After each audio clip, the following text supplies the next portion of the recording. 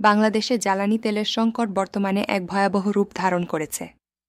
এর প্রভাব পড়ছে দেশের প্রতিটি নাগরিকের জীবনে। পরিবহন থেকে শুরু করে নিত্যপ্রয়োজনীয় পণ্যের দাম সবকিছুতেই এর নেতিবাচক প্রভাব স্পষ্ট। 2024 সাল থেকে সরকার আন্তর্জাতিক বাজারের সাথে সামঞ্জস্য রেখে স্বয়ংক্রিয় মূল্য নির্ধারণ পদ্ধতি চালু করেছে। এর ফলে প্রতি মাসেই আন্তর্জাতিক বাজারের প্রেক্ষাপটে জ্বালানি তেলের দাম পুনর্নির্ধারণ করা হচ্ছে। বিশ্ব রাজনীতির অস্থিরতা এবং ডলারের বিপরীতে টাকার মান কমে যাওয়ায় আমদানি খরচ আকাশচুম্বী হয়ে দাঁড়িয়েছে। জ্বালানির দাম বাড়ার সাথে সাথেই বাসের ভাড়া বেড়ে যাচ্ছে, যা সাধারণ মানুষের পকেট কাটছে।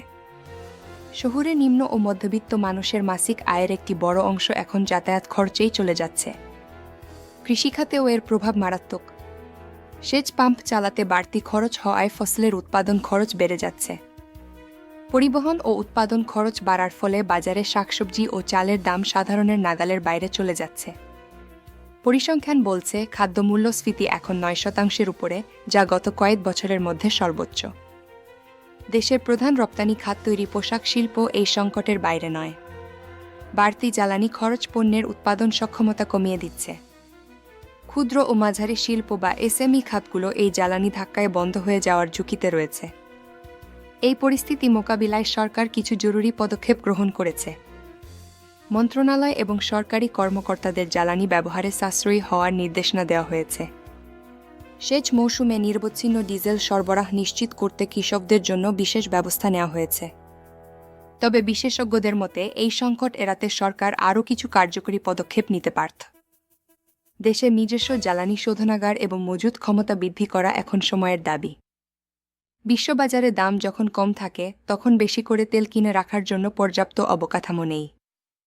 মূল্য নির্ধারণের ফর্মুলায় উচ্চ কর ও প্রশাসনিক খরচ কমিয়ে গ্রাহক পর্যায়ে স্বস্তি দেওয়া সম্ভব ছিল। ভবিষ্যতের দিকে তাকালে দেখা যায় জ্বালানি নিরাপত্তায় আমাদের আমদানি নির্ভরতা কমাতে হবে। নিজস্ব গ্যাস ও খনিজ সম্পদ অনুসন্ধানে আরও বেশি বিনিয়োগ করা জরুরি। সৌরশক্তি এবং বায়ুবিদ্যুতের মতো নবায়নযোগ্য জ্বালানির ব্যবহার বাড়ানোই দীর্ঘমেয়াদী সমাধান। শিল্প কারখানাগুলোতে জ্বালানি সাশ্রয়ী প্রযুক্তির ব্যবহার নিশ্চিত করতে হবে। সাধারণ নাগরিক হিসেবে আমাদেরও জ্বালানি ব্যবহারে মিতব্যয়ী হতে হবে। ডলার সংকট নিরসন এবং বৈদেশিক মুদ্রার রিজার্ভ শক্তিশালী করাও জ্বালানি বাজার স্থিতিশীল করার একটি মূল চাবিকাঠি। সংক্ষেপে, টেকসই সমাধান পেতে হলে নীতি সংস্কার এবং নতুন জ্বালানি উৎসের সন্ধান করতে হবে।